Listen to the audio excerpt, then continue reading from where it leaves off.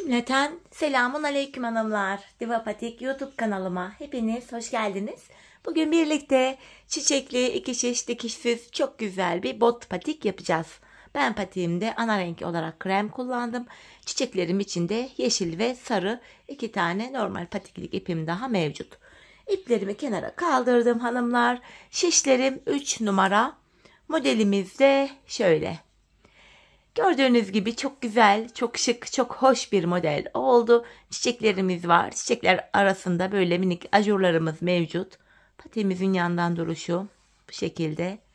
Tabanımız, topuğumuz. Hanımlar, modelimizin hiçbir yerinde dikişimiz yok. Baştan sona dikişsiz yaptım. Bu model benim elimin ölçülerine göre 37, 38, 39 numara ayaklar için uyumlu oldu. Patiğimizin şu kenar bölümlerini misinalı şişle yapabilirsiniz hanımlar. Şu yan bölümlerini. Ben misinalı şiş kullanmakta zorlandığım için şu şekilde açık uçlu yedek şişler kullanacağım. Videonun başında bunu da belirteyim.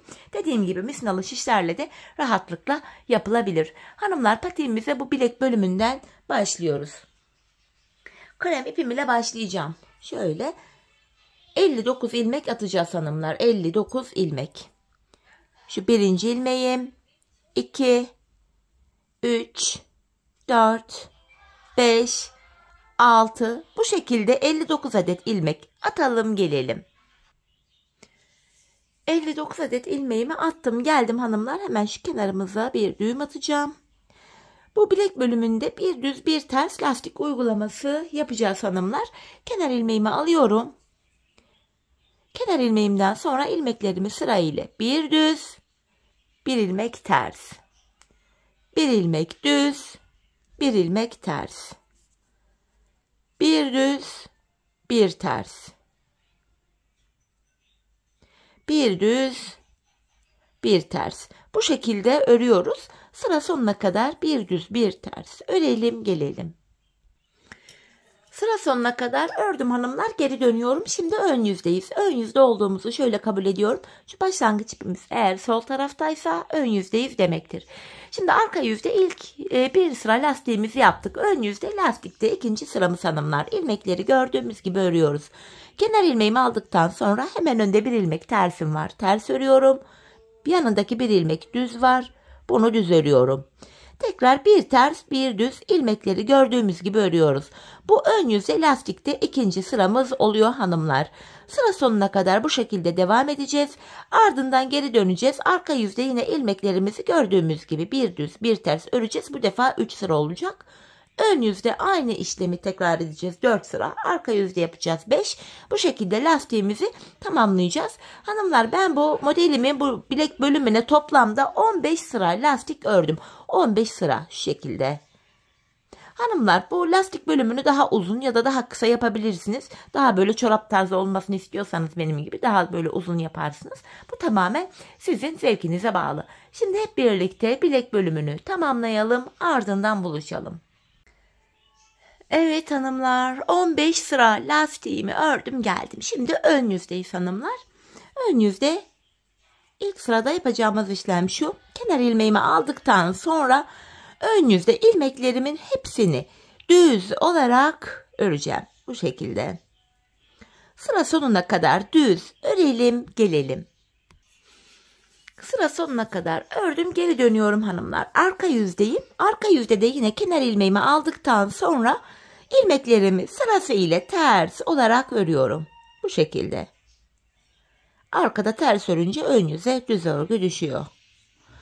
Sıra sonuna kadar ilmeklerimizi ters örelim gelelim. Sıra sonuna kadar ördüm hanımlar. Şimdi ön yüzdeyiz. Ön yüzde hemen şu ajurlarımızı yapacağız. Bakın. Şurada ajurlarımız var. Bu aşamada kenar ilmeğini aldıktan sonra ikinci ve üçüncü ilmeğimi düz ördüm. Şöyle yapıyoruz hanımlar. Bakın. İpimi şişime doluyorum. Yani ajur yaptım. Öndeki iki ilmeği kesiyorum. İpimi şişime doladım. Öndeki iki ilmeğimi kestim. Artır kes yapıyoruz hanımlar. Önce artırıyorum. Sonra öndeki iki ilmeği birlikte keserek örüyorum. Artır kes. Artır kes. Artır kes. Artır kes. Bu şekilde. Sıra sonuna kadar ajurlarımızı bu şekil yapalım gelelim. Evet hanımlar, bakın bu şekilde sıra sonuna kadar ördüm. En son artırdım, kestim. Burada kalan 2 ilmeğimi, son 2 ilmeğimi düz ördüm. Şimdi geri dönüyoruz hanımlar. Arka yüzde kenar ilmeğimizi aldıktan sonra ilmeklerin tamamını ters örüyoruz. Hem artırdığımız ilmekler hem kestiğimiz ilmekler hepsi ters örülüyor. Bu şekilde sıra sonuna kadar ilmeklerin tamamını ters olarak örelim gelelim. Sıra sonuna kadar ilmeklerimi ters ördüm geldim hanımlar. Şimdi tekrar ön yüzdeyiz. Ön yüzde yine hanımlar yapacağımız işlem şöyle. İlmeklerin tamamını sıra sonuna kadar düz olarak öreceğiz. Ardından geri döneceğiz. Arka yüzde de ilmekleri ters öreceğiz. Bu şekilde ön yüzde düz, arka yüzde ters örelim. Yeniden ön yüzde buluşalım. Evet hanımlar, ön yüzde düz, arka yüzde ters ilmeklerimi ördüm geldim. Şimdi şu bilekteki çiçeklere başlayacağız. Çiçeğimiz toplam 6 sıradan oluşuyor. Şimdi ön yüzde çiçeğimizin ilk sırasındayız hanımlar. Şöyle sarı ipimi de hazırladım. Öncelikle şöyle başlıyoruz. Kenar ilmeğimi aldım. Şu ikinci, 3, 4, ilk 5 ilmeği krem ile ördüm. Şimdi hanımlar bir ilmek sarı öreceğim. Ön yüzde çiçeğimizin birinci sırası, ilk çiçeğimiz için bir ilmek sarı ördüm. Burası sonra açılıp sökülmesin diye sarı ipimin ucunu böyle düğümlüyorum kremime. Bir ilmek sarı ördüm. Tekrar kremimi alıyorum. Hanımlar, çiçek aralarında 5'er ilmek kremimiz var. 3, 4, 5. 5 krem, 1 sarı. 5 krem, 1 sarı olacak şekilde ilmekleri örüyoruz. 5 ilmek krem. Hanımlar, bu aşamada şu ip geçişlerinde bakın, arkada ip geçişlerimiz var sarı. Bunları arkada çok sıkarak bırakmayalım. Biraz şöyle gergin bırakalım ki, bakın gergin derken biraz esnek bırakalım ki patiğin boğaz kısmının esneklik payı kaybolmasın. Sıkarak örmeyelim. Tekrardan 5 tane krem örüyorum. 1 sarı. Modelin ilk sırası 5 krem 1 sarı olacak şekilde örülüyor. Bakın 5 krem 1 sarı. Bu şekil. Sıra sonuna kadar çiçeklerimizi tamamlayalım gelelim. Evet hanımlar, sıra sonuna kadar modelimi yaptım. Şimdi geri dönüyorum. Arka yüzde modelde ikinci sıradayız. Arka yüzde ters kuracağız modeli.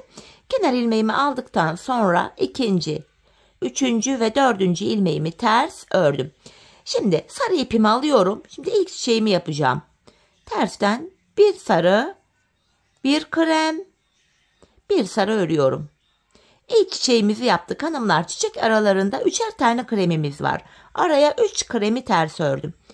İkinci çiçeğimi yapıyorum. Bir sarı, bir krem, bir sarı.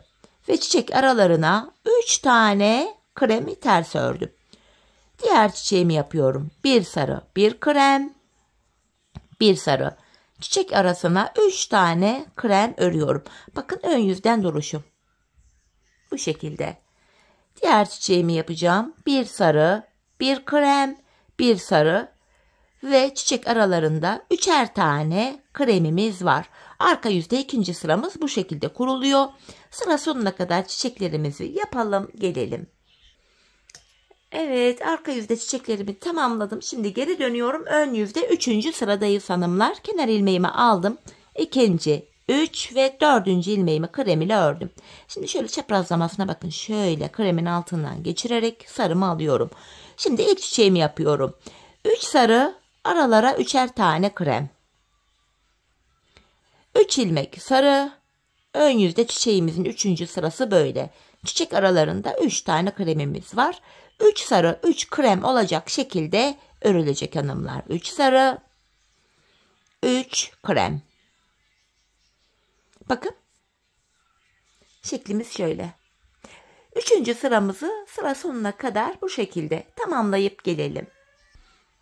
Evet hanımlar, ön yüzde modelin 3. sırasını tamamladım. Geri döndüm. Arka yüzde 4. sıra. Kenar ilmeğimi aldıktan sonra şu 2, 3, 4 ve 5 ilmek krem ile örüyorum. Tam bu ortaya bir ilmek sarı öreceğim. Bir tane sarı. Tekrar kremimi alıyorum.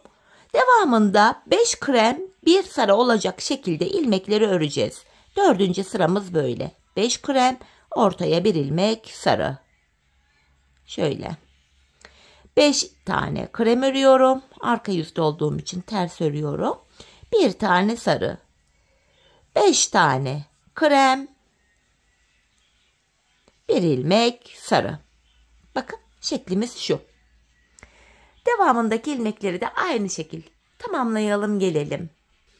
Evet hanımlar, arka yüzde tamamladım modelimi. Şimdi geri döndüm, ön yüzdeyiz. Modelde 5. sıramız, artık sarı çiçeklerimiz bitti. 5. sıramızda yaprağımızı yapacağız. Yeşil ipimi de hazırladım.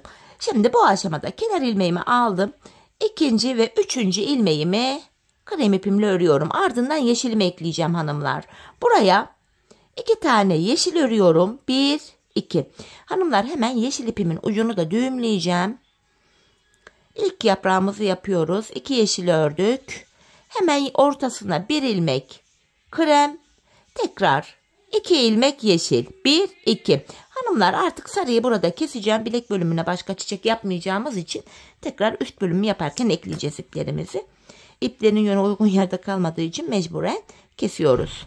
Bu şekilde. Bakın hanımlar, ilk çiçeğimizi yaptık. 2 yeşil, 1 krem, 2 yeşil. Modelin devamı yine çiçek aralarında birer ilmek kremimiz var. Bir tane krem öreceğim. Tekrar şöyle sarıyı da atlatarak götürelim. 2 yeşil, 1 krem. 2 yeşil, 1 krem. Bu şekilde devam ediyor. Modelde ön yüzde 5. sıramız. Bakın. Devam edeceğim. 2 yeşil, 1 krem, 2 yeşil, 1 krem, 2 yeşil, 1 krem, 2 yeşil. Bu şekilde devam ediyor. Sıra sonuna kadar modelimizi tamamlayalım gelelim. Sıra sonuna kadar yaptım. Şimdi geri dönüyorum. Arka yüzde modelde 6. ve sonuncu sıramız hanımlar. Kenar ilmeğimi aldıktan sonra 2, 3, 4 ilmek krem ördüm. Şimdi yeşilimi alıyorum. İlk çiçeğimin yaprağını yapacağım. 1 yeşil, 1 krem, 1 yeşil. İlk çiçeğimizi yaptık. Çiçek aralarına 3'er tane krem örüyoruz. 1, 2, 3. İkinci çiçeğimin yaprağını yapıyorum. 1 yeşil, 1 krem, 1 yeşil. Çiçek aralarında 3'er tane kremimiz var. Bakın hanımlar. Şeklimiz şöyle. Devam ediyorum. Diğer çiçeğimi yapıyorum. 1 yeşil, 1 krem, 1 yeşil. Çiçek aralarında 3'er tane kremimiz var. Şeklimiz bu. Sıra sonuna kadar desenimizi tamamlayalım gelelim. Evet hanımlar, arka yüzde modelimi tamamladım. Şimdi ön yüzdeyiz. Artık desenimiz bitti. İlmeklerimizin hepsini ön yüzde düz, arka yüzde ters olacak şekilde 2 sıra öreceğiz. Şu an ön yüzdeyiz. Artık buradaki yeşili de kesiyorum. Şöyle ucunu da düğümleyeceğim. Bakın bu şekil. Kestim ve buraya 2 tane düğüm attım. Patiğimiz sökülmesin diye. Şimdi ön yüzdeyiz hanımlar. İlmeklerimizi sıra sonuna kadar bu şekilde düz olarak öreceğiz. Tekrar geri döneceğiz. Arka yüzde de ters olarak örelim. Yeniden ön yüzde buluşalım. Evet hanımlar, ön yüzde düz, arka yüzde ters ilmeklerimi ördüm geldim. Şimdi tekrar yine aynı şekil ajurlarımızı yapacağız hanımlar. Bakın şurada da ajurlarımız var. İlk ajuru nasıl yaptıysak aynı şekilde bunu da yapıyoruz. Kenar ilmeğinden sonra 2 ve 3. ilmeğimi ördüm. Tekrardan artır kes tekniği kullanıyorum. Artırdım, kestim. Artırdım, kestim. Artırdım, kestim. Artırdım, kestim. Artırdım, kestim. Tekrar sıra sonuna kadar bu şekilde örelim gelelim. Sıra sonuna kadar ajurlarımı yaptım geldim. Şimdi tekrar geri dönüyorum hanımlar. Arka yüzdeyim. Arka yüzde yine kenar ilmeğimi aldıktan sonra ilmeklerimin tamamını ters olarak öreceğiz. Bu şekilde hepsi ters örülecek. Hanımlar sıra sonuna kadar ilmeklerimizin tamamını ters örelim gelelim. Sıra sonuna kadar ilmeklerimi ördüm. Tekrar ön yüzdeyiz hanımlar. Yine ön yüzde düz, arka yüzde ters 2 sıra öreceğiz. Ardından ilmekleri ayıracağız hanımlar. Şimdi ön yüzdeyiz. Sıra sonuna kadar ilmeklerimizi düz örelim. Arka yüzde de ilmekleri ters olarak örelim. Tekrardan ön yüzde buluşalım. Evet hanımlar, ön yüzde düz, arka yüzde ters ilmeklerimi ördüm. Şimdi patiğimizin şu ön bölümünün ilmeklerini ayıracağız. Yan ilmekler ve ön bölüm ayrılacak. Hanımlar, yanlara bu patiğimizde ben 19'ar ilmek ayırıyorum. 19 ilmek. Öncelikle şuraya 19 ilmeğimi bakın örmeden yedek şişimi aldım elime. Bu bölümde misinalı şiş tercih edebilirsiniz. 19 ilmek ayıracağım. 5 oldu. 6, 7, 8, 9, 10. 11, 12, 13, 14, 15, 16, 17, 18, 19. 19 ilmeğimi ayırdım. Şimdi buradaki hanımlar şöyle ipimizi düğüm atacak kadar keseceğiz. Ortası 21 ilmek olacak hanımlar. 21 ilmek ortaya 1, 2, 3, 4, 5, 6, 7, 8, 9, 10, 11, 12, 13, 14, 15, 16, 17, 18, 19, 20, 21. Bu çiçekli bölüme şeye yapacağız. Bu bölüme yapacağız. Bu şiş biraz uzun olduğu için bunda hanımlar kalan 19 ilmeği de daha kısa şişe geçireceğim. Daha pratik hareket edebilmek için. Hatta sayalım, ilmek sayılarından da emin olmak için. 3 ilmek oldu. 4, 5, 6, 7, 8, 9, 10. 11, 12, 13, 14, 15, 16, 17, 18, 19. Bu yanlardaki 19'ar ilmeğimiz bekleyecek hanımlar. Biz ortadaki 21 ilmek üzerinden modelimize devam edeceğiz. Şöyle ipimizi kesmiştik. Tam bu orta bölümden hemen başlıyorum. Bu çiçeklerimize hemen başlayacağız hanımlar. Şu öndeki çiçeklerimize. Öncelikle buradaki ilk ilmeğimi örerek başlıyorum. Ön yüzdeyiz düz örgü yapacağız. Şimdi çiçeğimizin ilk sırasını yapacağız hanımlar. Şu ikinci ilmeğim. Hemen ikinci ilmekten sonra şuraya bir düğüm atacağım. Bu şekilde. Şimdi devam ediyorum. İlk iki ilmeğimi örmüştüm. Şu üçüncü ilmeğim. Şu da 4. Bu bölümde hanımlar ilk 4 ilmeğimi krem ile ördükten sonra hemen sarı ipimi alacağım. Çiçeğimize devam edeceğiz hanımlar. Şimdi çiçeğimizin birinci sırasını yapacağız. Bilek kısmında yaptığımız 6 sıradan oluşan çiçeği bu defa bu ön bölüme kuracağız. Ön bölümde 3 tane çiçeğimiz var. Hemen bir ilmek sarı ördüm. Ben ipimin ucunu düğümlüyorum. Yine çiçek aralarında 5'er tane kremim var. İlk başlangıçta 4 krem ördüm. Yanına bir tane sarı ördüm. Devamında buraya 5 tane krem örüyorum çiçek arası için. 3, 4, 5. Bir tane sarı. Tekrar 5 tane krem örüyorum. 3, 4, 5.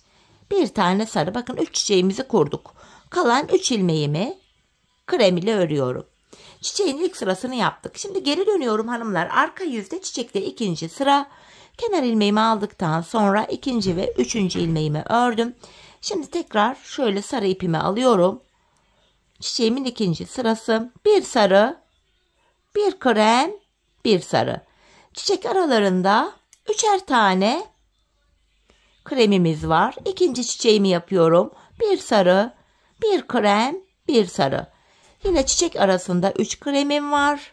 Son çiçeğimi yapıyorum. Bir sarı, bir krem, bir sarı. Ve kalan 3 ilmeğimi krem ile ördüm. Böylece çiçeğimizin ikinci sırasını da yaptık. Ön yüzde çiçekte 3. sıra hanımlar. Kenar ilmeğimi aldıktan sonra ikinci ve üçüncü ilmeğimi ördüm. Sarı ipimi alıyorum. Bu sıramızda 3 tane sarı örüyorum. Çiçek arasında 3 kremimiz var. 3 krem. 3 ilmek sarı. 3 tane krem. Ve 3 tane sarı. 1, 2, 3. Kalan 3 ilmeğimi de hanımlar krem ile örüyorum. Çiçeğimizin 3. sırasını tamamladık. Şimdi geri dönüyorum. Arka yüzde çiçeğimizin 4. sırası. Kafanız karışmasın diye bu çiçeğin sıralamalarını tamamen göstermek istedim. Kenar ilmeğinden sonra ikinci, üçüncü ve 4. ilmeğimi krem ile ördüm. Tekrar buraya bir ilmek sarı. Hanımlar, çiçek aralarına yine 5'er tane krem öreceğiz. 1, 2, 3, 4, 5. 5 krem, bir sarı. Tekrar 5 krem, bir sarı. Ve kalan 4 ilmeğimi krem ile örüyorum. Çiçeğimizin dördüncü sırasını da bitirdik. Ön yüzde hanımlar çiçeğimizin 5. sırasındayız.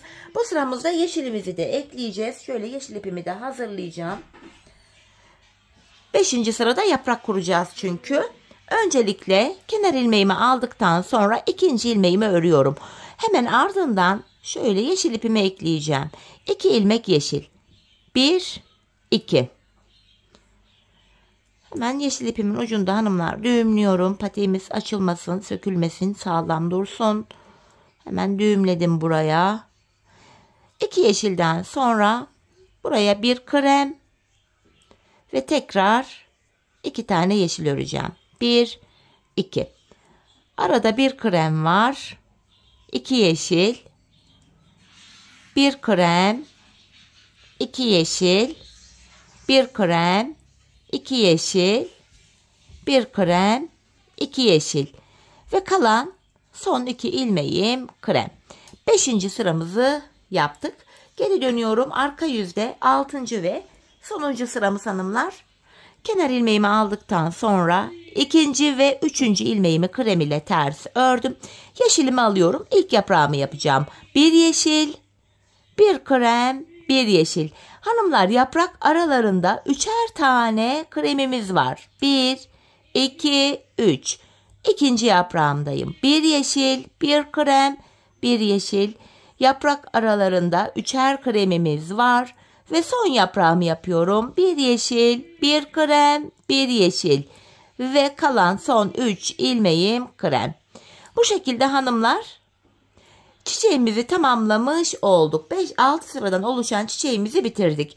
Şimdi ön yüzde düz, arka yüzde ters ilmeklerimizi öreceğiz hanımlar. İlmeklerin tamamını ön yüzde örelim. Ardından arka yüzde ters örelim. Tekrar buluşalım.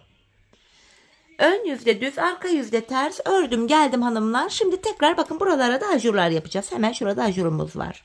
Bakın hemen şurada ajurumuz var. İkinci çiçekten sonraki şu ajur.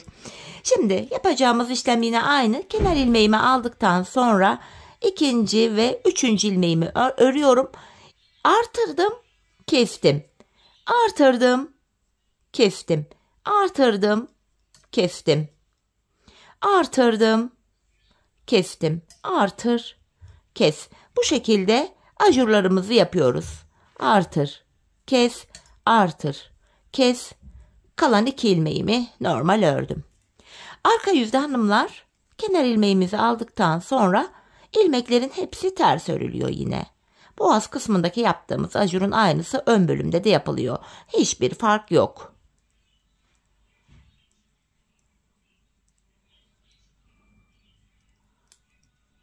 Evet. Ve sonuncu ilmeğimi de ters ördükten sonra geri dönüyorum. Ajurlu modeli tamamladık. Şimdi tekrardan hanımlar ön yüzde düz, arka yüzde ters ilmeklerimizi öreceğiz. Bu şekilde ön yüzde düz, arka yüzde ters örelim. Ardından buluşalım. Evet hanımlar, ön yüzde düz, arka yüzde ters ördüm. Şimdi model aynı şekilde devam edecek. Bakın şu 3. çiçekleri kuracağız. İlki birlikteydi. İkincisini az önce beraber yaptık ön bölümde. Şimdi şu ikincileri yapacağız. İlk çiçeği nasıl yaptıysak hanımlar aynı şekilde yapılacak. İlk çiçeğe başlarken bakın kafanız karışmasın. İlk sırayı anlatıyorum. Şu 2, 3, 4 ilmek krem ile ördüm. Alttan sarı ipimi alıyorum. Modelde 1. sıramız bir sarı. Model aralarında hanımlar şöyle 5'er tane kremimiz var. 1, 2, 3, 4, 5. Bir ilmek sarı. 5 tane krem. 3, 4, 5. Bir sarı ve kalan 4 ilmeğim krem. Bu şekilde ilk sırayı yaptık. Arkada ikinci, önde 3, 4, 5 derken alt sıradan oluşan çiçeğimizi aynı şekilde tamamlayacağız. Bu 3. çiçeğimizi de tamamladıktan sonra yine ilk çiçekten sonra eğer buradan sonra yaptığımız gibi ön yüzde düz, arka yüzde ters 2 sıra krem ile ördükten sonra yine aynı şekilde şurada yaptığımız ajurun aynısını tekrar edeceğiz. Ajuru yapınca ön yüzde ajuru yapıyoruz. Arka yüzde ilmekleri ters örüyoruz. Tekrardan ön yüzde düz, arka yüzde ters 2 sıra ördükten sonra bu defa bu çiçeklerle aynı şekilde 3. çiçeği kuruyoruz hanımlar. Bu üçüncü 6 sıradan oluşan çiçeğimizi de bitirdikten sonra ilmekleri ön yüzde düz, arka yüzde ters 2 sıra örelim. Ardından ajur yapmayacağız. Burun kesimlerine geleceğiz. Bu bölüme kadar hanımlar modelimizi örelim, gelelim. Sonrasında burun kesimini birlikte yapalım. Evet hanımlar, patiğimin şu üst bölümünü tamamladım. En son çiçeğimi yaptım. Çiçekten sonra da ön yüzde düz, arka yüzde ters 2 sıra ilmeklerimi ördüm. Şimdi burun kısmını yapacağız hanımlar. Bu aşamada haroşa örgüyle devam ediyoruz. Ben örgümüzün hem ön hem arka yüzünde düz örgü örerek haroşalarımı elde ediyorum. Şimdi ön yüzdeyim, ilmeklerimi düz yani haroşa örüyorum. Burun kesimine başlayacağız artık. İlmeklerimin tamamını ördüm. Şimdi geri dönüyorum, arka yüzdeyim. Arka yüzde de yine kenar ilmeğimden sonra ilmeklerimi düz örüyorum. Böylece ön yüze bir diş haroşa düşmüş oluyor.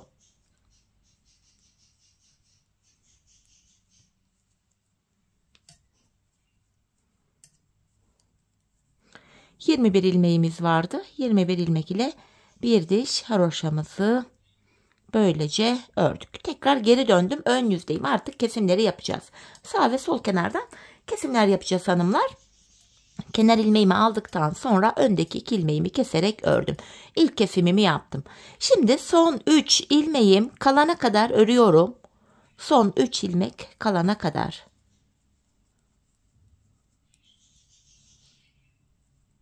Bakın son 3 ilmeğim kaldı. Öndeki 2'yi kesiyorum. Kenar ilmeğimi ördüm. Böylece 2 ilmek eksildi. 19 ilmeğimiz kaldı. Arka yüzdeyiz. Arka yüzde kesim yapmayacağız hanımlar. Kenar ilmeğini aldıktan sonra ilmeklerin tamamını arka yüzde normal haroşa öreceğiz. Kesme işlemi sadece ön yüzde yapılıyor. Evet. İlmeklerimi ördüm. Şimdi geri dönüyorum hanımlar. Tekrar ön yüzdeyiz. Kesimlere ön yüzde devam edeceğim. Kenar ilmeğimi alıyorum. Öndeki 2 ilmeğimi tekrar kestim. Şimdi son 3 ilmek kalana kadar öreceğim. Ve sol kenardan da kesimi yapacağım. Bakın son 3 ilmeğim kaldı. Öndeki 2'yi kesiyorum ve sonuncu ilmeğimi ördüm. Böylece 17 ilmek kaldı. Şimdi geri döneceğiz hanımlar. Arka yüzde yine kesim yok. Arka yüzde ilmeklerin tamamını haroşa örelim gelelim. Evet, arka yüzde ilmekleri ördüm. Ön yüzde tekrar kesimimizi yapacağız. Kenar ilmeğimi aldıktan sonra öndeki 2'yi kesiyorum. Yine son 3 ilmeğim kalana kadar öreceğim. Son 3 ilmek. Bakın son 3 kaldı. Öndeki 2'yi kesiyorum. Sonuncu ilmeğimi ördüm. Şimdi de 15 ilmek kaldı. Geri dönüyoruz hanımlar. Yine arka yüzde ilmekleri örelim gelelim. Arka yüzde ilmekleri ördüm. Ön yüzdeyiz hanımlar. Tekrardan kenar ilmeğimi aldım. Öndeki 2 ilmeğimi kesiyorum. Ve yine son 3 ilmek kalana kadar öreceğim.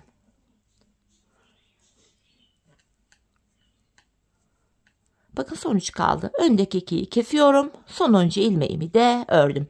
Şimdi 13 ilmek kaldı hanımlar. Artık kesim yapmayacağız. Patiğimizin burun kısmı 13 ilmek olarak kalacak. Şimdi geri döndüm. Arka yüzde ilmeklerimi normal haroşa örüyorum yine. Artık kesim yapmayacağız. Burun bölümünü de böylece tamamladık. Şimdi tekrar geri döndüm hanımlar. Şöyle ilmeğimi bakın ipimi aradan çıkararak karşıda bıraktım artık. Şimdi bu ipimi keseceğim hanımlar. Bu aşamada artık patiğimizin kenar bölümlerini yapacağız. İpimi tam olarak şuraya ekliyorum. Bakın başlangıçta ipimizi kesmiştik. İpimi buraya ekliyorum şimdi. Şöyle buraya düğümümü attım. Bu şekilde. Şimdi burada 19 ilmeğim vardı kenarda. İlk ilmeğimi aldıktan sonra artık haroşa yapacağız. İlk olarak buradaki 19 ilmeğimizi örüyorum. Şöyle düğümün ucunu da gizledim. Evet 19 ilmeğimi öreceğim öncelikle. Düz yani haroşa örüyorum. Sonuncuyu da ördüm. Şimdi hanımlar şu kenarlardan ilmekler çıkaracağız. Bakın şu kenarlardan kenar ilmek yerlerimiz var. Sırasıyla bu kenar ilmek yerlerine girerek ilmekler çıkaracağız. Bakın hemen şurada ilk kenar ilmek yerim. Şuradan bir ilmek çıkarttım. Şu 19 ilmek dursun. Sırayla ilmekler çıkaracağız. Bakın hemen bir sonraki kenar ilmek yerine girip ilmek çıkarttım. 2. İlmeğin iki kanadına birden giriyoruz. 3, 4, 5, 6, 7, 8. Bu şekilde ilmeklerimizi çıkaracağız. Şu burun kısmına kadar toplamda 23 ilmeğimiz olacak hanımlar. 8'ini çıkarttık. Şu buruna kadar toplamda 23 ilmek çıkaralım gelelim. Evet, 23 adet ilmeğimi çıkarttım. 19 ilmek de burada vardı. Bu şişimizde hanımlar toplam 42 ilmeğimiz oldu. Şimdi burun kısmına geldik. Burun kısmındaki 13 ilmeğimi yine öreceğim. Hemen ilk ilmeğimi ördükten sonra şu kesmiş olduğumuz ipimizin ucunu buna düğümlüyorum. 13 ilmeğimizi yine normal ön yüzeyim haroşa öreceğim hanımlar. Bu şekilde normal örüyorum. Şu ipin ucunu da atlatarak götürüyorum. Böylece gizlenmiş oluyor.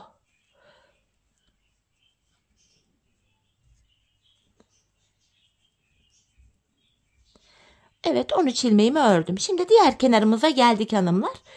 Buradan da yine sıradaki kenar ilmek yerlerine girerek ilmekler çıkaracağız. İlk ilmeğimi hemen şu kenara girerek çıkarttım. Yine ilmeğin iki kanadına birden girerek ilmekler çıkartacağız. Ben diğer kenarımızdan hanımlar şuradan 23 ilmek çıkartmıştım. Buradan da aynı sayıda ilmek çıkartacağız. Hemen buradan şu bölüme kadar, diğer şişimize kadar 23 adet ilmeğimizi çıkaralım gelelim. Evet. 23 adet ilmeğimi çıkarttım. Şimdi kalan 19 ilmeğimiz var. 19 ilmeğimizi de yine normal haroşa örüyoruz. Dediğim gibi misinalı şiş kullanılabilir bu bölümde ama ben çok zorlanıyorum. Bir türlü misinalı şişlere alışamadım. Bu nedenle bu tarz patikleri böyle yedek şişlerle yapıyorum hanımlar. Evet, sıra sonuna kadar ilmeklerimizi ördüm. Şimdi geri dönüyoruz. Arka yüzdeyiz hanımlar. Haroşalara devam edeceğiz burada da. Kenar ilmeğimi aldıktan sonra yine ilmeklerimi düz yani haroşa olarak örüyorum. Bu şekilde hanımlar bakın ön yüze bir diş haroşa düştü. Şöyle. Bu şekilde bu ilk şişimizi, sonra şu burun kısmını, sonra diğer şişimizi şu diğer kenara kadar haroşa örüp gelelim. Evet, bakın diğer uca kadar ilmeklerimi ördüm. Bu kenar bölümde bir diş haroşamız oluştu. Buraya bu şekilde haroşa örmeye devam edeceğiz hanımlar. Şimdi ön yüzde ilmeklerimizi tekrar şu diğer uca kadar öreceğiz. Arka yüzde tekrar düz öreceğiz. Böylece buraya bir diş haroşa daha düşecek. Toplam 2 diş haroşa olacak. Buraya bu haroşaları yapmaya devam edeceğiz. Bakın patiğimizin tam bu bölümü.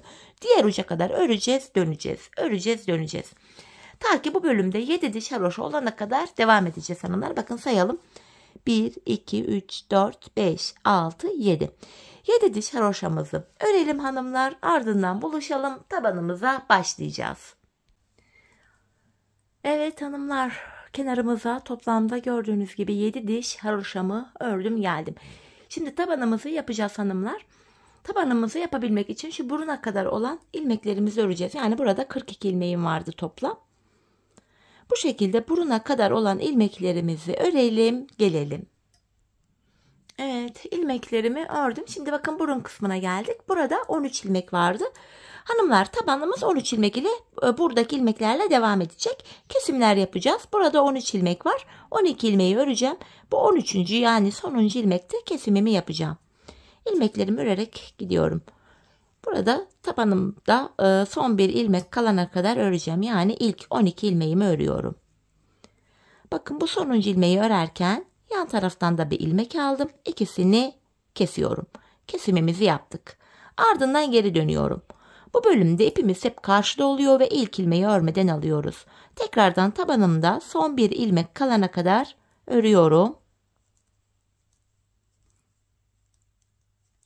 Bu sonuncu ilmekte hemen kenardan da bir ilmek alıp ikisini kesiyorum. Kesimden sonra yine geri döndük. Tekrar ön yüzdeyiz. Yine ipimiz karşıda. İlk ilmeğimizi örmeden aldım. Tekrardan son bir ilmeğim kalana kadar ilmeklerimi örüyorum. Sonuncu ilmekte yandan da bir ilmek alıp ikisini kesiyorum. Bu şekilde kesimimi yaptım. Tekrar geri döndüm. Yine ipimiz karşıda, ilk ilmeği aldık. İlk 12 ilmeği öreceğiz yine. 13. de kesimi yapacağız. Bakın son ilmek kaldı. Bu sonuncu da kenardan da bir ilmek alıyorum. İkisini kesiyorum. Patiğimizin tabanı 13 ilmek ile bu şekilde örülüyor. Biz bu kesme işlemine hanımlar sağ ve sol şişimizde son 5'er ilmek kalana kadar devam edeceğiz. Bu uçlarda 5'er ilmek kalacak. Şimdi hep birlikte tabanımızı tamamlayalım, ardından buluşalım. Evet hanımlar, yanlarda 5'er ilmeğim kalana kadar kesimimi yaptım. Şimdi de ekstra kesimler de yapacağız. Şimdi tabanda 13 ilmek var. Tabanda son 2 ilmeğim kalana kadar örüyorum. İlk ilmeğimi aldım. Son 2 ilmek kalana kadar örüyorum. Bu son 2 ilmeği ve hemen yandan bir ilmeği daha alarak üçünü birden kestim. Üçlü bir kesim yaptık. Geri döndüm. İp karşıda, ilk ilmeğimi örmeden alıyorum. Yine şu tabanda son 3 kalana kadar öreceğim.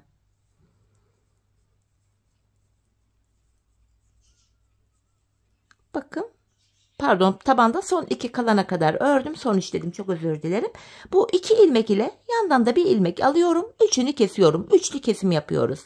Tekrar geri döndüm. Yine tabanda son 2 kalana kadar öreceğim. İlk ilmeğimi aldıktan sonra son 2 ilmek kalana kadar örüyorum. Bakın bu 2 ilmek ile yandan da bir ilmek aldım. Üçünü kestim. Geri döndüm.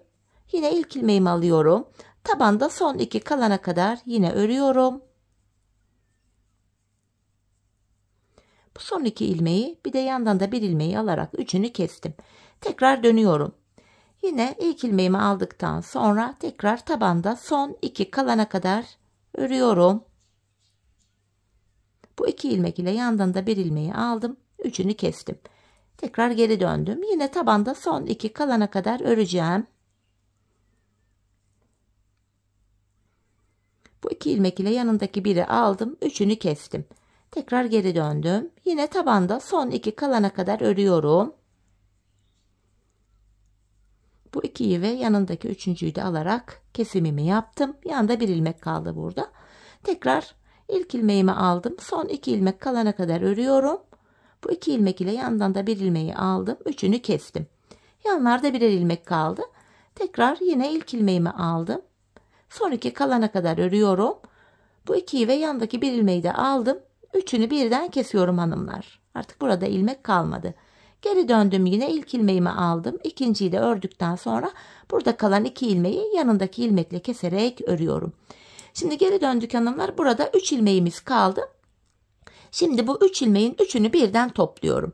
Bakın topuğumuz bu şekilde kapandı. Şimdi patiğimizin arka bölümünü yapacağız. Arka bölümünü tığlama yöntemiyle birleştireceğiz. Şöyle patiğimi ters çeviriyorum. Hemen tığımı aldım elime. İlmeğin hanımlar bakın. Benden taraftaki ilmeğin 2 kanadına birden battım. Bir de karşı taraftaki ilmeğin ikisini şöyle sık iğne tekniğiyle topluyorum. Karşılıklı olarak kenar ilmek yerlerine ilmeğin 2 kanadına birden girerek ilmek çıkartıyoruz. Bu ilmekleri sık iğne tekniğiyle birleştiriyoruz. Sık iğneyi çok sıkarak sıkı yapmayalım hanımlar. Arka bölüm gergin durmasın, biraz esnek olsun. Bu şekilde karşılıklı kenar ilmek yerlerine girerek birleştirme işlemini yapıyoruz. Patiğimizin arkası böyle. Bu şekilde hanımlar bu sıra sonuna kadar birleştirmemizi tamamlayalım gelelim. Evet, tamamladım hanımlar. Sonuna kadar yaptım. En son buraya da 2 tane zincirimi çekip ipimi kesiyorum. Şimdi bu iplerimizin ucunu arka aralara girerek şöyle gizleyelim. Bakın. Başlangıç ipimizin ipi de burada. Bitiş ipimiz de burada.